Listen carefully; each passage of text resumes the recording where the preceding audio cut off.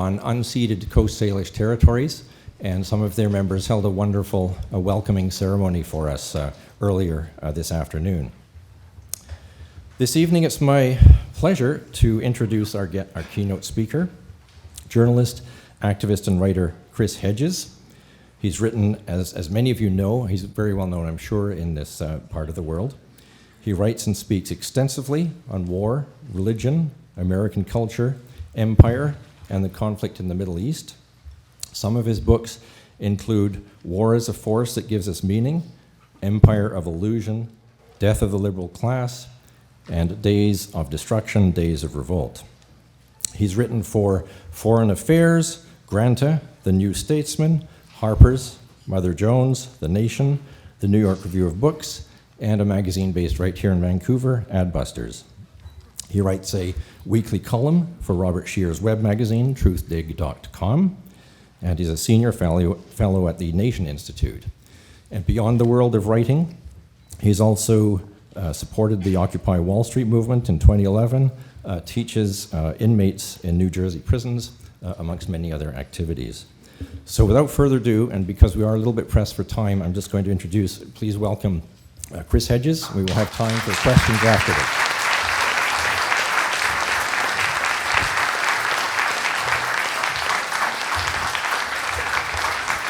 Thank you. I'm just going to grab some water.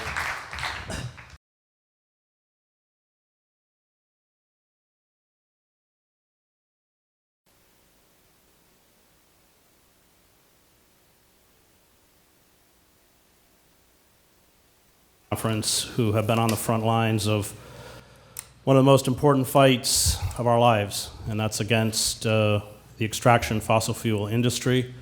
I'm often accused, probably not inappropriately, of being bleak, and people ask what gives me hope, and it's people like you who give me hope. So it's an honor to be here. I'm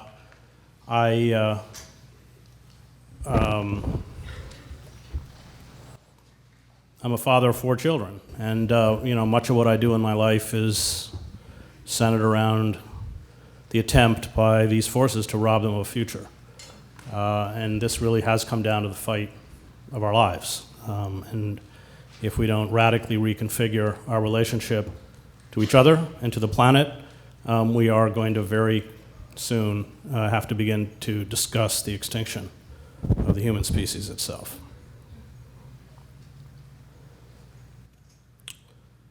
I have walked through the barren remains of Babylon in Iraq and the ancient Roman city of Antioch, the capital of Roman Syria, which now lies buried in silt deposits. I have visited the marble ruins of Leptis Magna, one of the most important agricultural centers in the Roman Empire, now isolated in the desolate drifts of sand southeast of Tripoli. I've climbed at dawn up the Mayan temples in Tikal, while flocks of brightly colored toucans leapt through the jungle foliage below.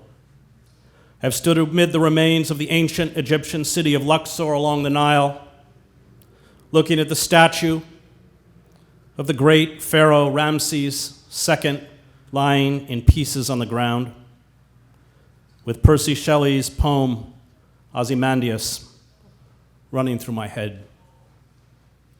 My name is Ozymandias, King of Kings. Look on my works, ye mighty, and despair. Nothing beside remains. Round the decay of that colossal wreck, boundless and bare, the lone and level sands stretch far away. Civilizations rise, decay, and die. Imperialism, like colonialism, consumes itself. Time, as the ancient Greeks argued, for individuals and for states, is cyclical. As civilizations become more complex, they become inevitably more precarious. They become increasingly vulnerable. And as they begin to break down, there is a strange retreat by a terrified and confused population from reality, an inability to acknowledge the self-evident fragility and impending collapse. The elites at the end speak in phrases and jargon that do not correspond to reality.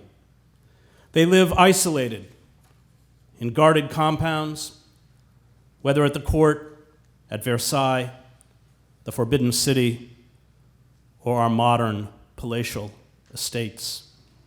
The elites indulge in unchecked hedonism, the accumulation of greater and greater personal wealth and extravagant consumption. And they are deaf to the mounting suffering of the masses that are repressed with greater and greater ferocity. Life becomes about accumulating as much as fast as you can on the way down. Resources are ruthlessly depleted until they are exhausted, and then the hollowed out edifice collapses. The Roman and Sumerian empires fell this way. The Mayan elites, after clearing their forests and polluting their streams with silt and acids, retreated backwards. As food and water shortages expand across the globe, as we engage in dirtier and more environmentally destructive forms of extracting natural resources, especially fossil fuels, as poverty and misery triggers uprisings and street protests in the Middle East, Africa, and Europe, the elites do what all elites do. They build a pervasive security and surveillance apparatus to protect themselves and those who plunder and destroy on their behalf. They launch endless wars, which for them means endless profits.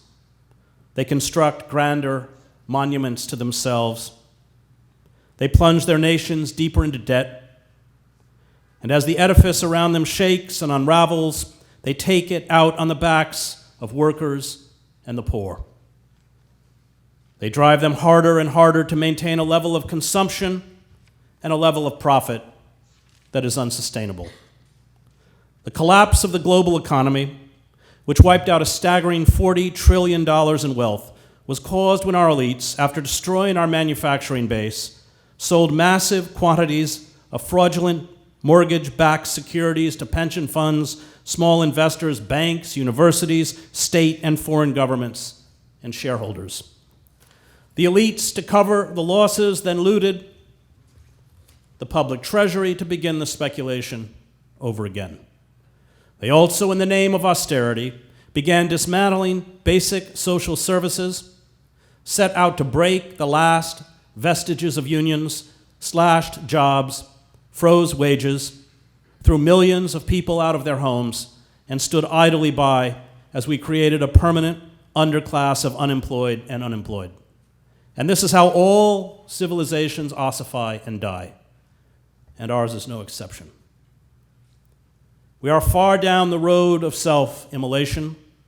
We have obliterated 90% of the large fish in the oceans and wiped out half of the mature tropical forests, the lungs of the planet.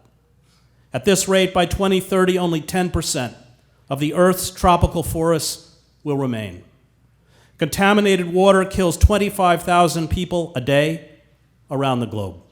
And each year, some 20 million children are impaired by malnourishment. Huge parts of the planet beset with overpopulation, droughts, soil erosion, freak storms, massive crop failures, and rising sea levels will be unfit for human existence. And in a mad bid to capitalize on the last remains of fossil fuels, we carry out vast extraction industries in places like the tar sands that drive this suicidal fury at warp speed. Jared Diamond, in his essay, The Last Americans, notes that by the time Hernan Cortez reached the Yucatan, millions of Mayan subjects had vanished. Why, Diamond writes, did the kings and nobles not recognize and solve these problems? A major reason was that their attention was evidently focused on the short-term concerns of enriching themselves, waging wars, erecting monuments, competing with one another, and extracting enough food from the peasants to support all these activities. Pumping that oil cutting down those trees and catching those fish may benefit the elite by bringing them money or prestige, and yet be bad for society as a whole, including the children of the elite in the long run, Diamond went on. Mayan kings were consumed by immediate concerns for their prestige, requiring more and bigger temples, and their success in the next war, requiring more followers, rather than for the happiness of commoners or the next generation. Those people with the greatest power to make decisions in our society today regularly make money from the activities that may be bad for society as a whole and for their own children. Those decision makers include Enron executives, many land developers, and advocates of tax cuts for the rich. It was no different on Easter Island. The inhabitants, when they first settled the 64-square-mile island during the 5th century, found abundant fresh water and woods filled with Chilean wine palm, a tree that can reach the size of an oak. Seafood, including fish, seals, porpoises, and turtles, and nesting seabirds were plentiful. Easter Island society, which split into an elaborate caste system of nobles, priests, and commoners, had within 5 or 6 centuries swelled to some 10,000 people. The natural resources were devoured and began to disappear. Forest clearance for the growing of crops would have led to population increase, but also to soil erosion and decline of soil fertility. Paul Bunn and John Fenley write in Easter Island, Easter Earth. Progressively more land would have to be cleared. Trees and shrubs would also be cut down for canoe building, firewood, house construction, and for the timbers and ropes needed in the movement and erection of statues. Palm fruits would be eaten, thus reducing regeneration of the palm. Rats, introduced for food, could have fed on the palm fruits, multiplied rapidly, and completely prevented palm regeneration. The over-exploitation of prolific seabird resources would have eliminated those for all but the offshore islets.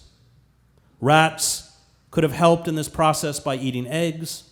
The abundant food provided by fishing, seabirds, and rats would have encouraged rapid initial human population growth. Unrestrained human population increase would later put pressure on availability of land, leading to disputes and eventually warfare. Non-availability of timber and rope would make it pointless to carve further statues. A disillusionment with the efficacy of the statue religion in providing the wants of the people could lead to the abandonment of this cult. Inadequate canoes would restrict fishing to the inshore waters, leading to the further decline in protein supplies. The result could have been general famine, warfare, and collapse of the whole economy, leading to a marked population decline. Clans in the latter part of the Easter Island civilization competed to honor their ancestors by constructing larger and larger hewn stone images, which demanded the last remnants of the timber, rope, and manpower on the island. By the year 1400, the woods were gone. The soil had eroded and washed into the sea. The islanders began to fight over old timbers and were reduced to eating their dogs and what remained of the nesting birds. The desperate islanders developed a belief system that posited that the erected stone gods, the moe, would come to life and save them from disaster. This last retreat into magic, anthropologists call these crisis cults, characterizes all societies that fall into terminal decline. It is a frantic response to the loss of control, as well as despair and powerlessness. This desperate retreat into magic led to the Cherokee ghost dance, the doomed Take-on-Quay revolt against the Spanish invaders in Peru, and the Aztec prophecies of the 1530s. Civilizations in the last moments become self-deluded as reality becomes too bleak to be absorbed. The modern belief by evangelical Christians in the rapture, which does not exist in biblical literature, is no less fantastic, one that at once allows for the denial of global warming and of evolution and the absurd idea that the righteous will all be saved, floating naked upwards into the arms of Jesus at the end of time. The blind faith that science and technology, which are morally neutral and serve human ambition, will make the world whole again, however, is no less delusional. We offer up our magical thinking in secular as well as religious form. Are the events of 300 years ago on a small remote island of any significance to the world at large? Bain and Flenley ask. We believe they are. We consider that Easter Island was a microcosm which provides a model for the whole planet. Like the Earth, Easter Island was an isolated system. The people there believed that they were the only survivors on Earth, all other land having sunk beneath the sea.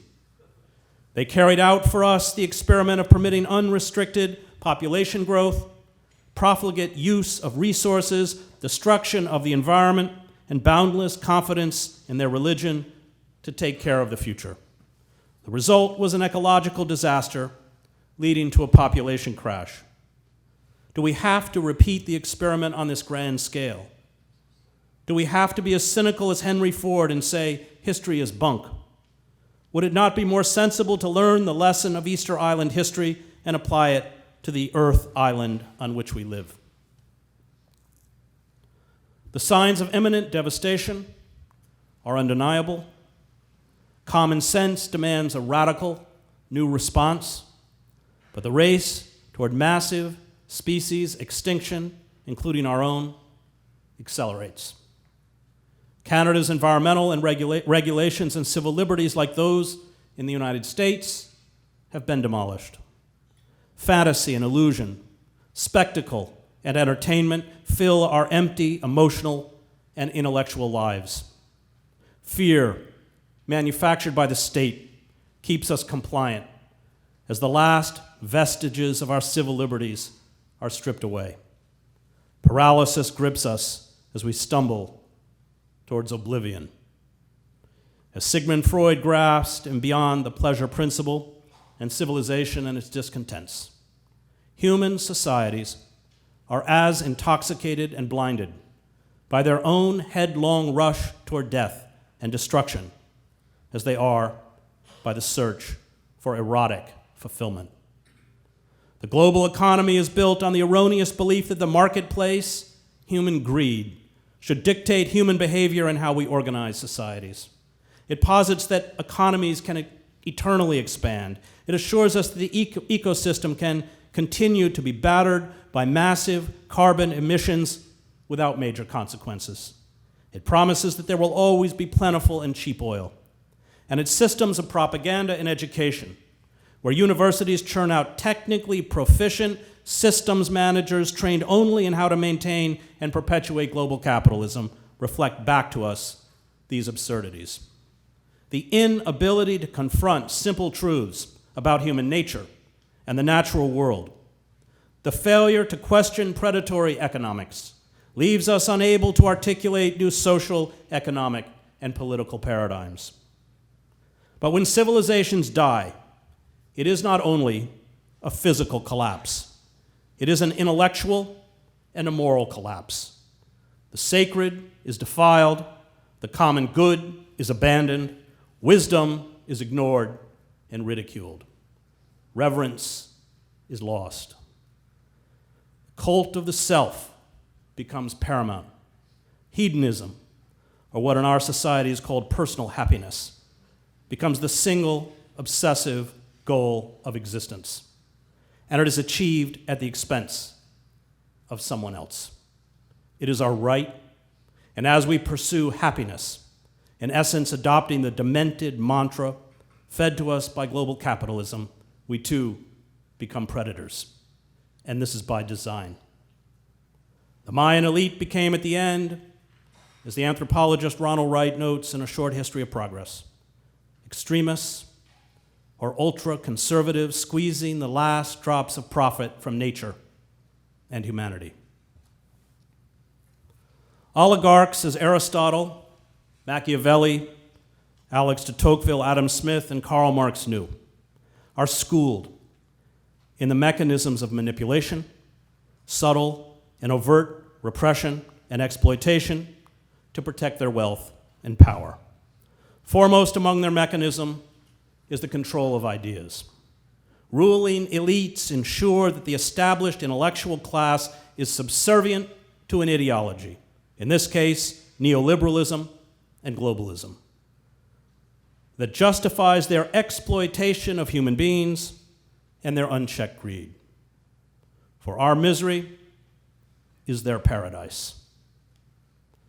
The ruling ideas are nothing more than the ideal expression of the dominant material relationships, Marx wrote, the dominant material relationships grasped as ideas. The blanket dissemination of the ideology of neoliberalism through the media, academia, systems of entertainment, and even religious creeds, such as those peddled by the Christian right, along with the purging, especially in academia and the press, of critical voices, have permitted our oligarchs to orchestrate the industrial world's largest income inequality gap and normalize the exploitation of the global poor, especially poor people of color.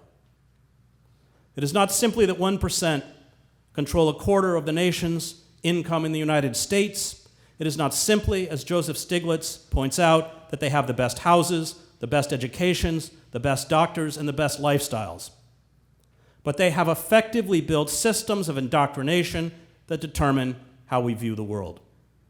And until we shatter those systems of indoctrination, until we recover another language and another reality, we remain captive to these oligarchic elites. We remain submissive, not only through the networks of global security, but through the power of ideas. And these ideas have infected the left as effectively as they have infected the mainstream society. The reconfiguration of spirituality to ask, how is it with me, replicates the narcissism of the wider culture. The misuse of identity politics as a form of anti-politics, as if electing a woman president who wages endless war and sends out fleets of militarized drones, who is in the pocket of Wall Street and the fossil fuel industry, and who has no intention of reversing the eradication of our civil liberties, is somehow an improvement over a black president who did the same thing. This is not to deny the pervasive racism and sexism that subjugates people of color and women, but to recognize that identity politics has been cynically manipulated by the power elites to refuse to actually redistribute power to the oppressed, and in particular, poor people of color, and perhaps especially women. The shining example of the sickness of a predatory society revolves around the issue that caused some controversy around my talk: the global trade in prostituted girls and women, and the explosion of pornography that attempts to eroticize the domination, torture, and physical abuse of girls and women. Civilizations in decline, from Caligula's Rome to the decadence at the end of the Ottoman and the Austro-Hungarian empires, always become hypersexualized and depraved. The primacy of personal pleasure, obtained at the expense of others, especially the weak, is the defining characteristic of a civilization in its death throes. I spent 2 decades as a reporter covering conflicts, many of them centering around the domination of natural resources in Latin America, the Middle East, Africa, and the Balkans. The only group wars produce in greater numbers than prostituted girls and women are killers, refugees, and corpses. I was with Marine Corps units that were soon to be shipped to the Philippines, where they would pick up prostituted Filipino women in the bars they referred to as LBFMs, little brown fucking machines, a phrase first coined by the U.S. occupation troops that arrived in 1898 in the Philippines. Sexual violence directed at Asian women by white men, and any Asian woman in this room can tell you how unrelenting and commonplace such violence and sexual racism is a direct result of Western imperialism, just as sexual violence against Aboriginal women is a direct result of white colonialism. And the same behavior is found on the outskirts of the massive extraction industries that often spawn the wars I covered in places like the Congo. This sexualized racism, however, is hardly limited to wars or extraction sites. It is the driving force behind the millions of first world male sexual tourists that go to the developing world, as well as those who seek out poor women of color who are trafficked to Canada and within Canada.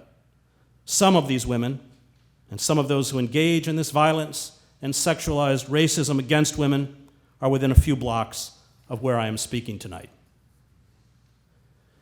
Edward Said defined sexual exploitation as a fundamental feature of Orientalism, which he said was a Western style for dominating, restructuring, and having authority over the Orient. Orientalism, Said wrote, views itself and its subject matter with sexist blinders. The local women are usually the creatures of a male power fantasy. They express unlimited sensuality. They are more or less stupid, and above all, they are willing. Moreover, he went on, when women's sexuality is surrendered, the nation is more or less conquered. The sexual conquest of indigenous women, Said points out, correlates with the conquest of the land itself. Extraction industries like wars empower a predominantly male, predatory population that is engaged in horrific destruction and violence. Wars and extraction industries are designed to extinguish all systems that give life: familial, social, cultural, economic, political, and environmental. And they require the obliteration of community and the common good. How else could you get, as is now happening, dragline operators in southern West Virginia to rip the tops off the Appalachian Mountains to get at coal seams, as they turn the land they grew up in, and often their ancestors grew up in, into a fetid, toxic wasteland where the air, soil, and water will be poisoned for generations. These vast predatory enterprises hold up the possibility of personal wealth, personal advancement, and personal power at the expense of everyone and everything around you. They create a huge, permanent divide between the exploiters and the exploited, one that is rarely crossed. And the more vulnerable you are, the more the jackals appear around you to prey on your afflictions. Those who suffer most are children, women, and the elderly. The children and the elderly because they are vulnerable, the women because they are usually left to care for them. And one of the most poignant scenes in West Virginia, when Joe Sacco and I did our book, Days of Destruction, Days of Revolt, was in the nurse's office of elementary schools where the children kept their rows of little inhalers so they could breathe. The sexual abuse of poor girls and women expands the divide between the predators and the prey, the exploiters and the exploited.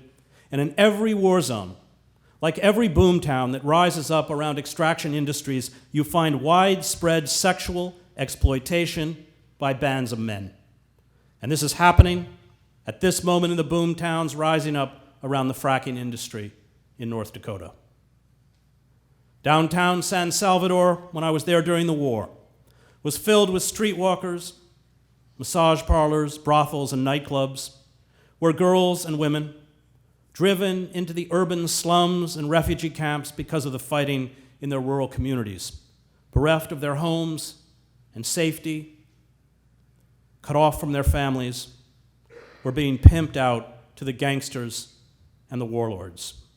And I saw the same exploitation when I reported from Syria, Sarajevo, Belgrade, Nairobi, the Congo, where the Congolese armed forces routinely raped and tortured girls and women. Near Anvil's Dekalushi copper mine, as well as Djibouti, where girls and women, refugees from the fighting in Ethiopia, were herded by traffickers into a poor neighborhood that was an outdoor market for human flesh. I know war's peculiar culture, and sexual slavery, and not incidentally pornography, is always one of war's most lucrative industries. And this is not accidental. For war, like the destruction of the planet for plunder, is also a predatory endeavor. It is a denial of the sacred. It is a turning away from reverence. Human beings, like the earth itself, become objects to destroy or gratify or both. They become commodities that have no intrinsic value beyond a monetary value. The pillage of the earth, like war, is about lust, power, and domination, and this is almost always male domination. The violence, plunder, destruction, forced labor, torture, slavery, and yes, prostitution are all part of unfettered capitalism, a single evil. And we will stand united or divided against this evil. To ignore some of the oppressed, to ignore parts of this evil, to say that some forms of predatory behavior are acceptable and others are not, is to ignore all of the oppressed. And it will render us powerless before this evil. Their goal is to keep the oppressed divided, and they are doing a very good job. To counter these divisions, it is incumbent on all of us to empower the voices of women across the planet and support and build alliances with women's groups, including those here in Vancouver, such as Vancouver Rape Relief and Women's Shelter, Asian Women Coalition Ending Prostitution, Native Women's Association of Canada, and Feminist Alliance for International Action that are on the front lines of this struggle. And yet, on this issue, we must start neither from capitalism or environmental degradation, but from the plaintive cry of the oppressed, those women and girls who are subjugated by male violence. While capitalism exploits racism and gender inequality for its own ends, while imperialism and colonialism are designed to reduce women in indigenous culture to sexual slaves, racism and gender equality exist independent from capitalism. And if not consciously named and fought, it will exist even if capitalism is destroyed. This struggle for liberation of women, which goes beyond the goal of dismantling corporate capitalism, asks important and perhaps different questions about the role of government and the use of law. Women who engage in the struggle for liberty across the globe need laws and effective policing to stop from being blackmailed, bullied, denied access to cash and to resources that sustain life, especially as they are disproportionately left with the care of the sick, the young, the old, and the destitute. It is male violence against women that is the primary force used to crush the global collective revolt of women. And male violence against feminists who seek a more peaceful, egalitarian, and sustaining world is pervasive, even in Vancouver.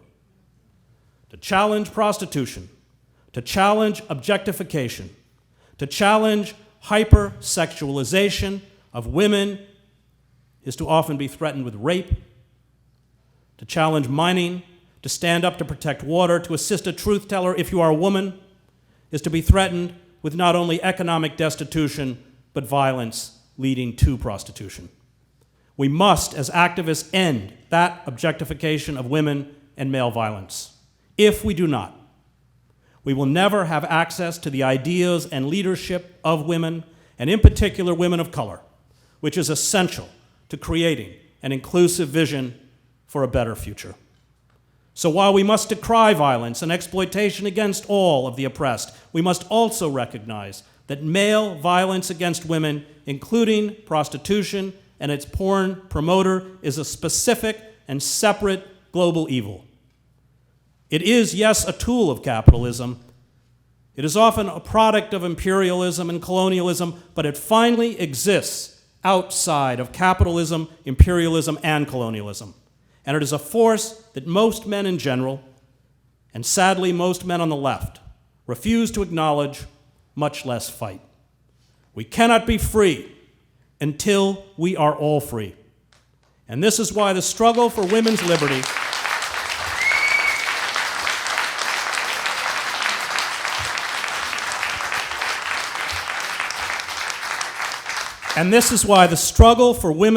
is absolutely crucial to our movement.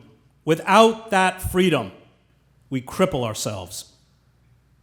If you want to understand what it is like to be prostituted, you can read the passage in my book, War is a Force That Gives Us Meaning, where I interview Muslim girls and women who are forced into Serbian brothels and rape camps, usually after their fathers, husbands, and brothers were executed. Or you can read a column I wrote called Recalled to Life, where I conducted a lengthy interview with one of the women being prostituted on the streets of Camden, New Jersey, the poorest city in the United States, where I spent many weeks with the cartoonist Joe Sacco for our book, Days of Destruction, Days of Revolt. They'd suck your dick for a hit of crack, Christine Pagano says in the article, adding the men refused to wear condoms. Camden was like nothing I had ever seen before. The poverty is so bad, people rob you for $5, literally for $5. They would pull a gun on you for no money. I would get out of cars, I would walk 5 feet up the road and get held up, and they would take all my money. The first time it happened to me, I cried an hour. You degrade yourself, you get out of the car, and some guy pulls a gun on you.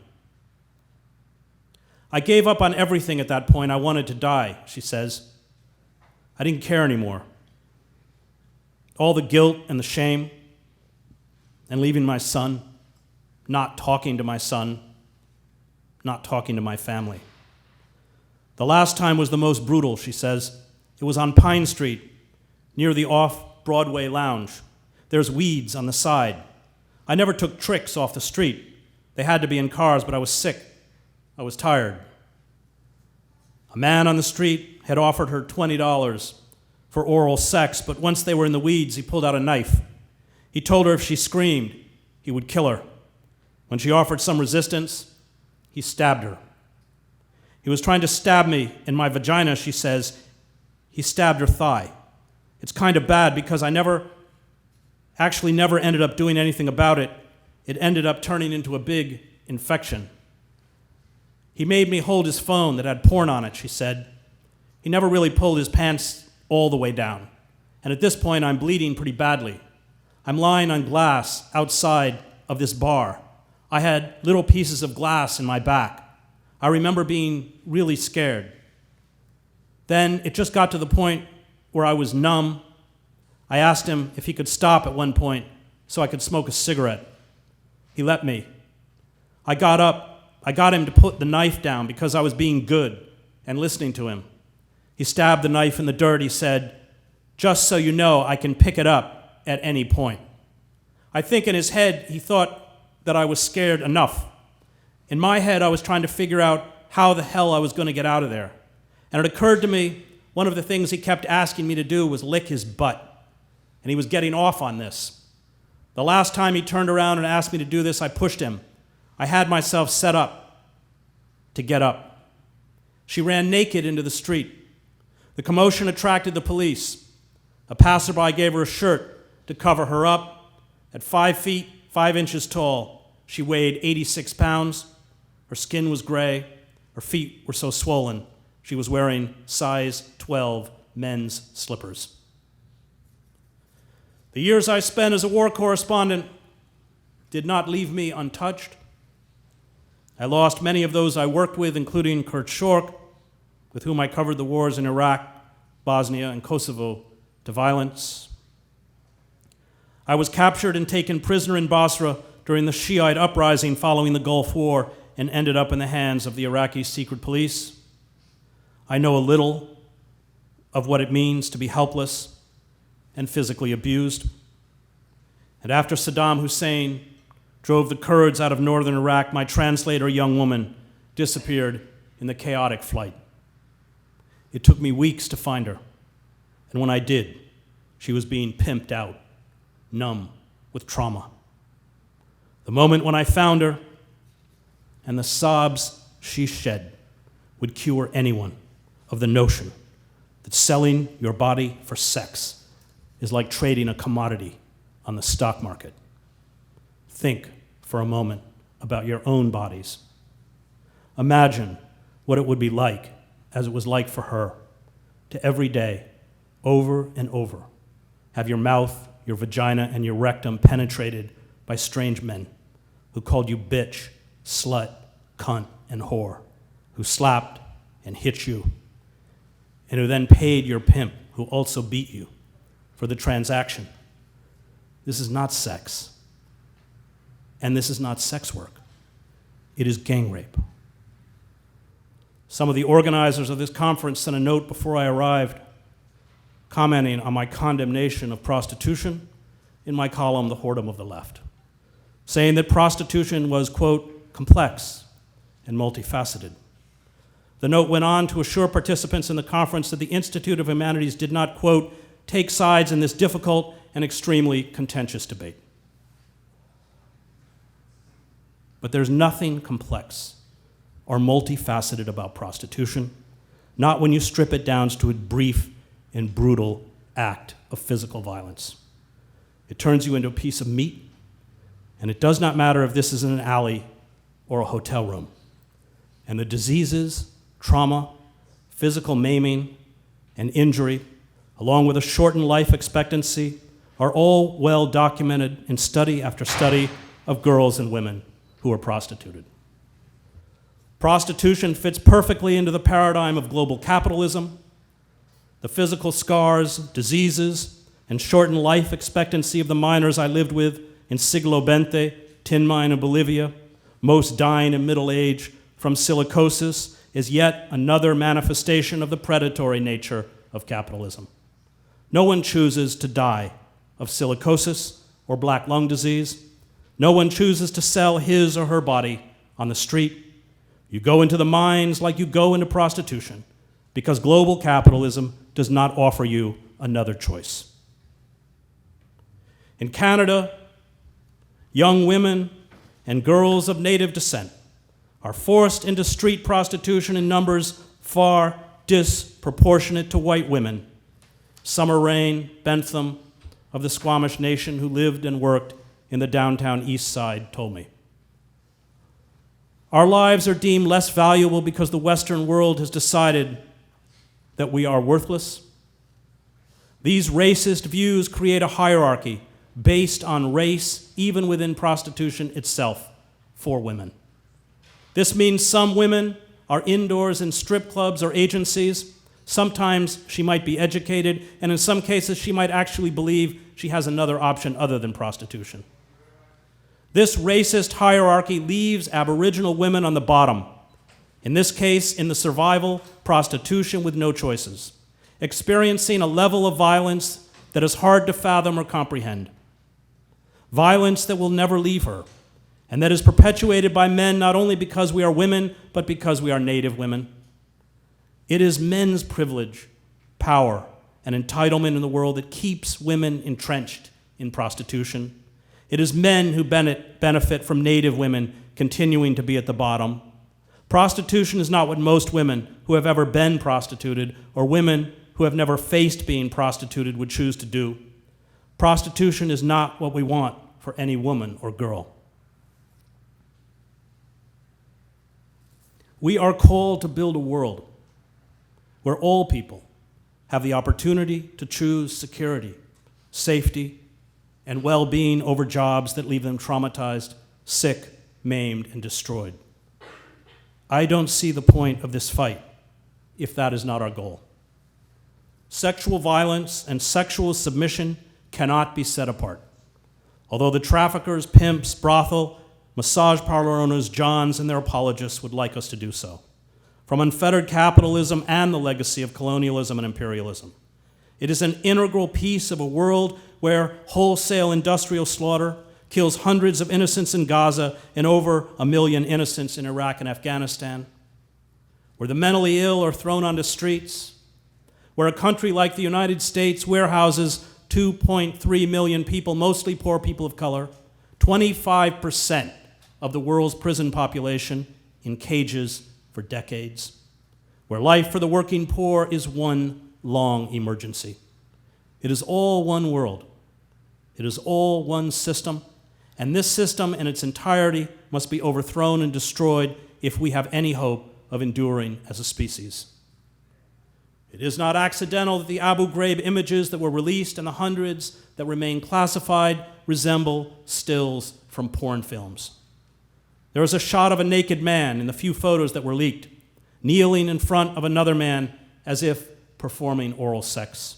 There is a photo of a naked man on a leash held by a female American soldier.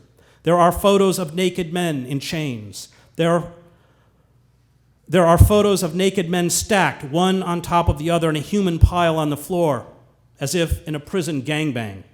And there are hundreds more classified photos that purportedly show forced masturbation by Iraqi prisoners and the rape of prisoners, including young boys, by U.S. soldiers, many schooled in these techniques in our vast system of mass incarceration. The sexualized images reflect the racism, callousness, and perversion that runs like a raging undercurrent through our predatory culture. It is the language of absolute control, total domination, racial hatred, and fetishistic images of slavery and humiliating submission. It is a world without pity. It is about reducing human beings to commodities, to objects. And it is part of a cultural malaise that will kill us as assuredly as the continued exploitation of the tar sands. The object of our corporate culture, neoliberal ideology, imperialism, and colonialism is to strip people of their human attributes. Our identity as distinct human beings must be removed. Our history and our dignity must be obliterated. And the First Nations communities have waged a valiant struggle against this process for generations. The goal is to turn every form of life into a commodity to exploit. And girls and women are high on the list. In my book, Empire of Illusion, I devote a chapter, the longest chapter in the book, to pornography, which is in essence filmed prostitution. In porn, a woman is not a person but a toy, a pleasure doll. She exists to gratify what any male determines gives him pleasure. She has no other purpose. Her real name vanishes. She adopts a cheap and vulgar stage name. She becomes a slave. She is filmed being degraded and physically abused. She is filmed being tortured, and the majority of those tortured in pornography are Asian women. This film is sold to customers. The customers are aroused by the illusion that they too can dominate and abuse women. Absolute power over another, as I saw repeatedly in the wars I covered, almost always expresses itself through sexual sadism. And this is why rape, porn, and prostitution of women by men is so prevalent in war, just as it is in mining camps, oil fields, the tar sands, and other extraction industries. Colonialism along with imperialism, or capitalism along with imperialism and colonialism, its natural extension, is perpetuated by racist stereotypes. Some of you may have seen the film American Sniper, and you should watch the parody Canadian Sniper on YouTube if you haven't seen it, where Iraqis are turned into one-dimensional, evil human bomb portals that deserve to be gunned down by the hero in the film, even if they are women and children. Those who set out to destroy another people in their land, whether in Iraq or the territories of the First Nations, must dehumanize who live on, nurture, and love that land. This dehumanization is used to justify domination. Imperialism, like colonialism, depends on racial stereotypes, including sexualized racism and the forced prostitution of women of color, to annihilate the culture, dignity, and finally resistance of indigenous populations. And this has been as true in Canada as it has been in Africa, Asia, Latin America, and the Middle East. Indigenous traditions and values are portrayed as primitive and worthless. The oppressed are turned into subhumans, people whose lives do not really matter, who stand in the way of the glories of Western civilization and progress, people who deserve to be eradicated. And you can see this racism on display in porn. Black men are primitive animals, brawny and illiterate studs with vast sexual prowess. Black women are filled with raw, animalistic lust. Latin women are hot and racy. Asian women are meek, sexually submissive geishas.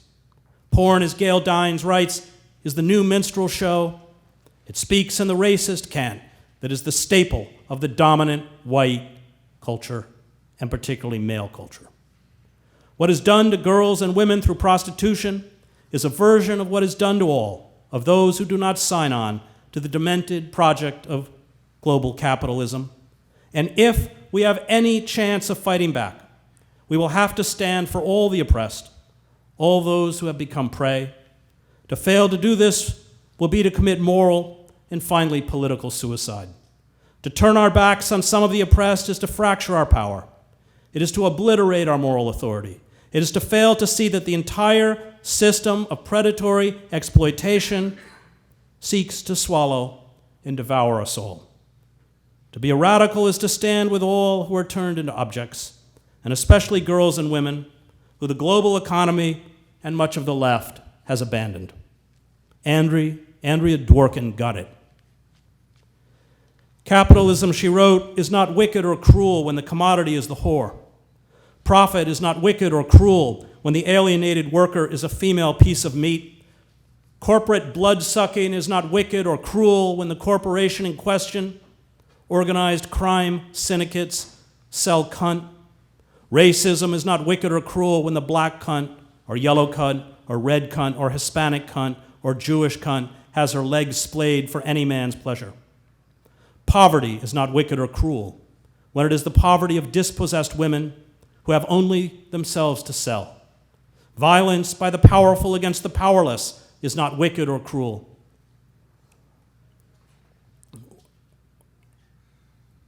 when it is called sex. Slavery is not wicked or cruel when it is sexual slavery. Torture is not wicked or cruel when the tormented are women, whores, cunts. The new pornography is left-wing, and the new pornography is a vast graveyard where the left has gone to die. The left cannot have its whores and its politics too.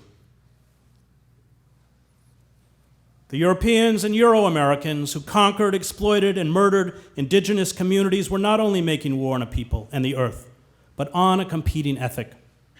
The traditions of the First Nations and the pre-modern indigenous societies, the communal structures of these societies had to be destroyed for colonists and global capitalists to implant the negative ethic of capitalism. In indigenous societies, hoarding at the expense of others was despised. In these societies, all ate or none ate. Those who were respected were those who shared what they had with the less fortunate and who spoke in the language of the sacred.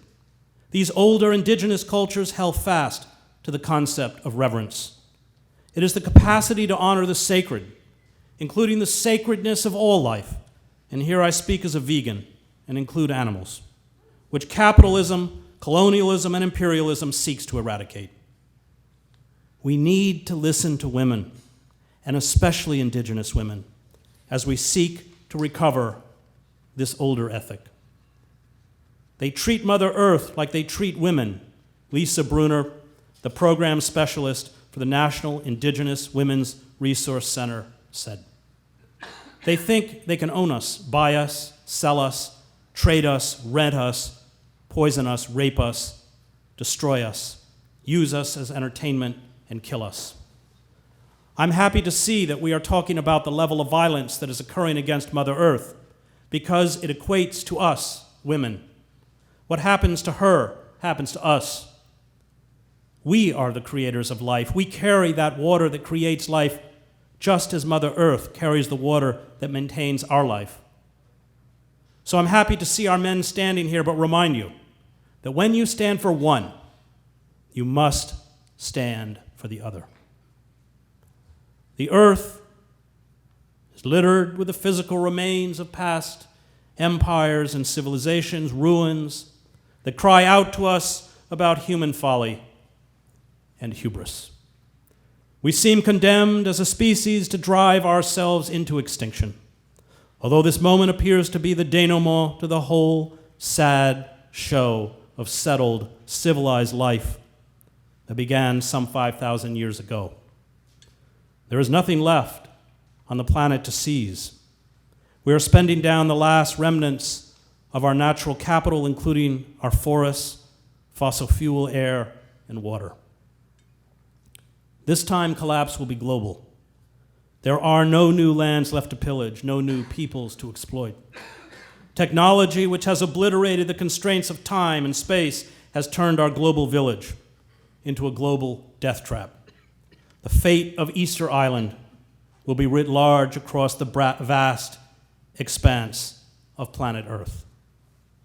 The ethic peddled by capitalist and imperialist elites, the cult of the self, the banishing of empathy, the belief that violence can be used to make the world conform, requires the destruction of the communal and the destruction of the sacred. This ethic, if not broken, will mean the end of not only human society, but finally the human species. The elites who orchestrate this pillage, like the elites who pillaged other parts of the globe in the past, probably believe they can outrun their own destructiveness. They think that their wealth, privilege, and gated communities will save them. Or maybe they do not think about the future at all. But the death march they have begun, the relentless contamination of air, soil, and water, the physical collapse of communities, and the eventual exhaustion of coal and fossil fuel themselves, will not spare them or their families, although they may be able to hold out a little longer in their privileged enclaves than the rest of us. They too will succumb to the poisoning of the natural elements, the climate dislocations, the freak weather caused by global warming, the spread of new deadly viruses, the food riots and huge migrations that have already begun, as the desperate flee from flooded or drought-stricken pockets of the earth. The predatory structures of capitalism, imperialism, and colonialism will have to be destroyed. The earth and those forms of life that inhabit the earth will have to once again be revered and protected. This means including a very different vision of human society. It means rebuilding a world where domination and ceaseless exploitation is a sin, and empathy, especially for the weak and the vulnerable, including the planet itself, that has long given us life, is held up as the highest virtue.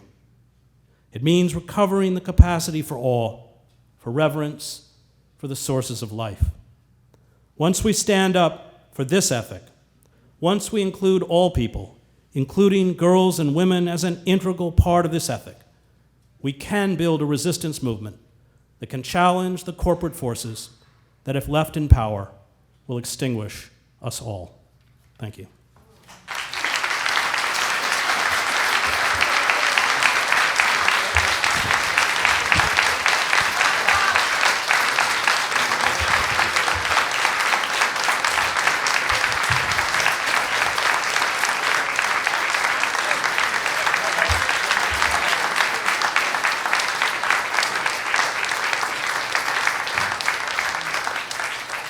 Thank you very much, Chris Hedges, for a tremendously provocative talk, and an inspiring one perhaps too, hopefully.